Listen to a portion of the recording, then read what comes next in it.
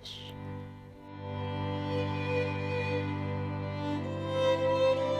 So I dead-ass went up to my dad and I was like, Dad.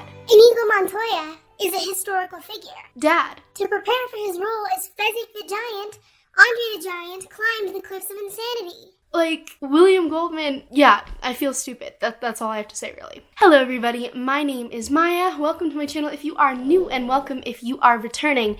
Today, we're going to talk about the infamous, not infamous, that's a bad thing, the famous, the one and only, The Princess Bride. Specifically, I really want to talk about William Goldman as an author, the magic he was able to infuse into this book, and how he tricked his audience both on the page and in real life, which is kind of awesome, but it also made me personally look like a fool. When I first heard of film schools, I thought it was the stupidest fucking idea I'd ever heard of. Why would anybody, because we fell in love with movies by going to the Alcyon Theater in my little town in Illinois, and you went to the movies and they were wonderful. The Princess Bride follows our main characters Buttercup and Wesley, both of whom are kind of peasants in this small town in Florin, which is this kingdom that I imagined being somewhere near Italy. And Wesley and Buttercup, they kind of grew up together. Wesley is the farm boy for Buttercup's family. She just calls him farm boy. She asks him to do all these chores. She's not particularly kind to him, but whenever she asks him to do something, Wesley's like, sure, I got you.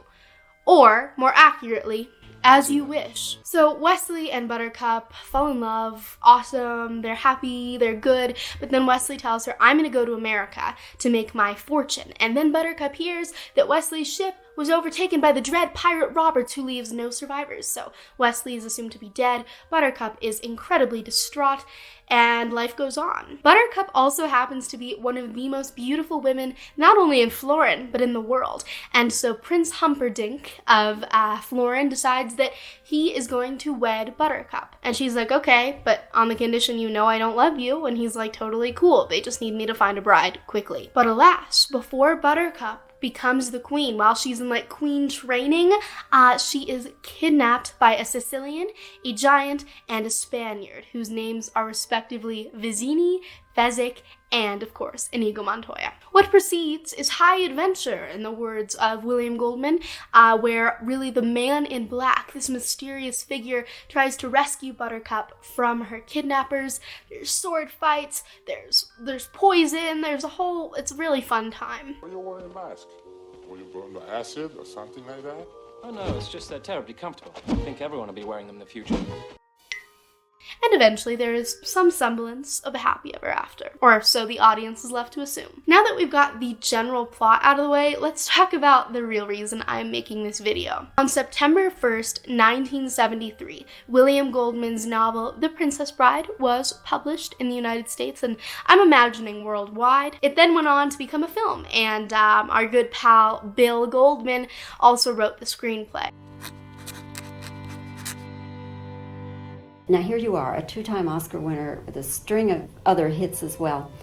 And you said that you care more about The Princess Bride than anything else you've ever written. It's true, I do.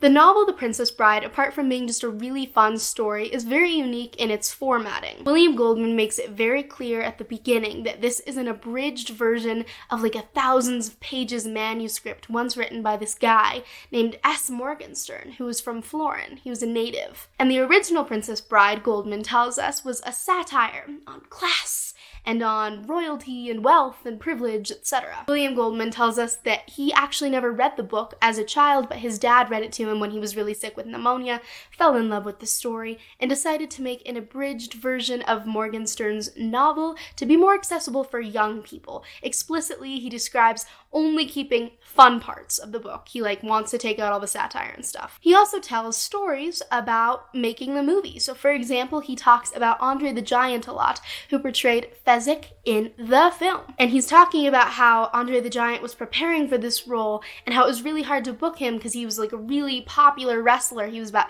7'4" and weighed about, I think, 560 or 90 pounds, one of the two. And William Goldman talks to us and tells us hey, Andre the Giant was so devoted to this role incredible that he climbed the Cliffs of Insanity, which are these really sheer cliffs that are part of the story in The Princess Bride. This whole time, I took this at absolute face value. I didn't look it up, I just expected, S. Morgenstern was a real guy. The Cliffs of Insanity, definitely a place, obviously. Florin, totally learned about that in AP Human Geo, right? Right? No, because AP Human Geo isn't actually about physical geography very much, more about culture and diffusion, but I digress. I expected that William Goldman was telling us, the reader, the absolute truth. And throughout all of this, he's also talking about his own home life while he's writing the story, while he's creating the abridgment. He talks about his wife, Helen, who I believe is a psychiatrist, and his son, Jason, who is overweight and faces a lot of bullying at school because of it. William Goldman doesn't necessarily paint himself in the best picture. He talks about thinking about other women while he's married.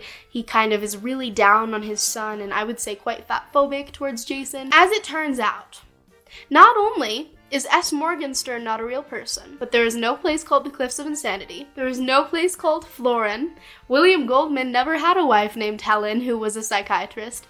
William Goldman doesn't have any sons, let alone a son named Jason. I realized this on page 420, which initially I found very depressing because of course this isn't real, but then I started thinking about, wow, this guy is an incredible storyteller. Not only was he able to create a story of love and adventure and really a modern classic fairy tale, but he made himself a character within that story. He fictionalized his own writing process. In doing so, he made the story more real and immersive and tangible for young children and adult readers and middle grade readers alike. Perhaps my favorite example of William Goldman tricking us as the reader into believing that this magic world is a real place is when he's talking about the reunion scene between Buttercup and Wesley, when Buttercup realizes, oh my gosh, the man in black, that is the love of my life. I mean, I don't think any of us are ever confident about anything we write. God knows I never was. And I remember, I'll talk about Princess Bride. I don't like my writing. I should say that. I never have liked it. I don't like it. I've only liked two things I've ever written. I like Butch Cassidy and I like The Princess Bride. William Goldman tells us that he wrote a reunion scene between Buttercup and Wesley that was not in Morgenstern's original novel, and that he was so excited to have it published, but his publisher Hiram was like, no, Bill, you can't do that. You're abridging a book, you're making it shorter, you're not adding your own stuff. And so William Goldman was like, okay, whatever, how about we just keep it, and we tell people that if they want to read the reunion scene, they can write to the publisher and say, hey, can I have a copy? And the publisher will send him a copy. And his publisher Hiram was like, totally cool. No one will do that, so we'll do it. Lo and behold, there was no S. Morgenstern, so William Goldman just decided that he didn't want to include a reunion scene in his own story, and decided to write one. Did he write one or not? Who knows? And told people to write to the publisher and ask for it, when in reality it either never existed or he wrote the story in its entirety by himself. It's just iconic if you think about it. He tells us how the Morgenstern estate isn't really happy with his book, with the abridgments he made, and how he has a lot of legal disputes with them. And that one of their lawyers, I believe, is named Mandrake. And that's when I decided to look it up and found that I had been lied to, deceived, put under a rock for the entirety of this story that I'd been so enjoying and telling my dad and sister and mom fun facts about that weren't actually true. I said, I'm going to be gone. I'll write you a story. What do you want it to be about? One of them said princesses. One of them said brides. I said, that'll be the title. Blah, blah. I wrote a couple of pages that I don't think exist anymore in Los Angeles. Then I came back. And I had a lot of scenes. I had the fencing scene. I had a lot of stuff, but I didn't know how to do it. And I remember walking around the city because I really wanted to write this for my children. And I couldn't make it work. I couldn't figure it out. And I was going to never write it.